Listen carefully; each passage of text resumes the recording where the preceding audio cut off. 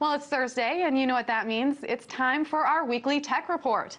And there is a lot coming out of the tech world this week, so let's get straight to it. Joining me today is Carl Franzen. He's a reporter from The Verge. All right, first topic, CISPA, and this one is a doozy, Carl. A last-minute amendment to the Cyber Intelligence Sharing and Protection Act was blocked by members of the U.S. House of Representatives.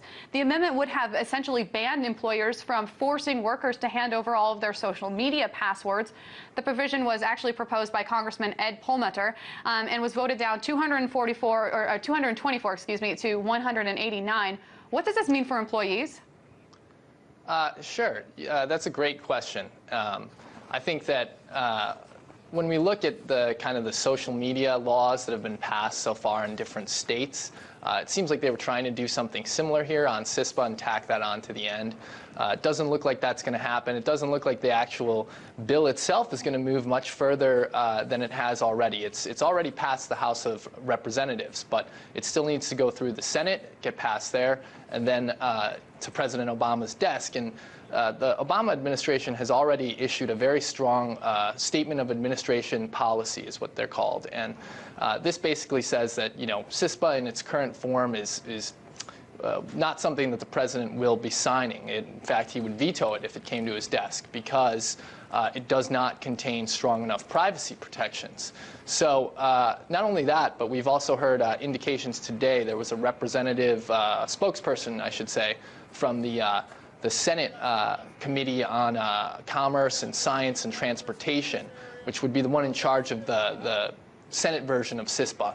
And that person spoke to several media outlets, including U.S. News and World Report, and said that the Senate doesn't seem to have any intention of picking up CISPA in its current form.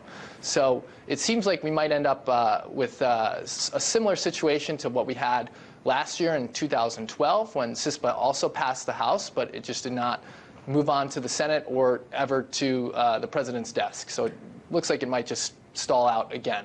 Yeah, and he always has the veto power. Now, let's go back to this topic of being able to access passwords. I understand that several states already banned this practice. Was it struck down because it was such a last-minute ad, or because it's something that the states would deal with, or because Congress members really believe that employers should have unabrided access to workers' lives?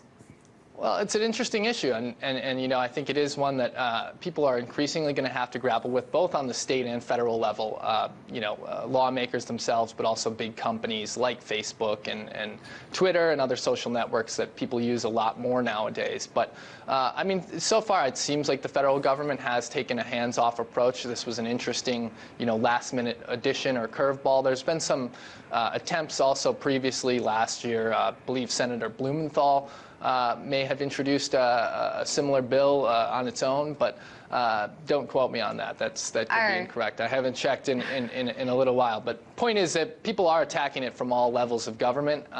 It seems like that's going to be something that they will look into on the federal level, if not in CISPA, in another form, perhaps separately. All right, so let's move on to the next topic up for debate. A possible update to the Electronic Communications Privacy Act of 1986. The House and the Senate have taken up legislation. They are taking it up next week. They've already debated it to require police to obtain a warrant in order to search email and other private online content. The current ECPA law only requires a subpoena for all emails that have been opened or for those that are more than 180 days old. How likely is this reform to pass through both branches? Again, we're seeing an issue that was similar to what we saw last year. The ECPA, or ECPA, it's a hard one to pronounce because it is, just a bunch of letters mashed up there. But we saw a similar issue last year where it got through the same committee that it did today, the Senate Judiciary Committee, which is chaired by Patrick Leahy, the Democratic senator of Vermont. And now this bill is basically his baby. I mean, he's been trying to push this for I would say about 2 or 3 years now. So last year he managed to get it through his own committee, which was a mild success. He's done it again this year. Again, we'll see if the rest of the Senate decides to move forward on it. It does have the strong backing of privacy advocates like the Electronic Frontier Foundation and Google. the search company or the internet company. So there's a lot of people outside of government that do want to see this go through and believe that it is necessary to keep emails and other electronic communications secure and really Carl, treat them. And let's move on one more time to the final topic. Senator Jay Rockefeller said this week that legislation for the do not track option for internet users will pass this year. This option would penalize businesses for ignoring consumer wishes to not be tracked online. But Carl, everyone thinks that this is a good thing. The only debate is whether they should have to click a button to say, I do not want to be tracked, or whether it should just be automatic. So what is taking so long for this to pass? You know, it is a great question. It's funny that you say that. We were having this debate over at the Verge New York City office earlier today about what the holdup might be. It has been a long time coming.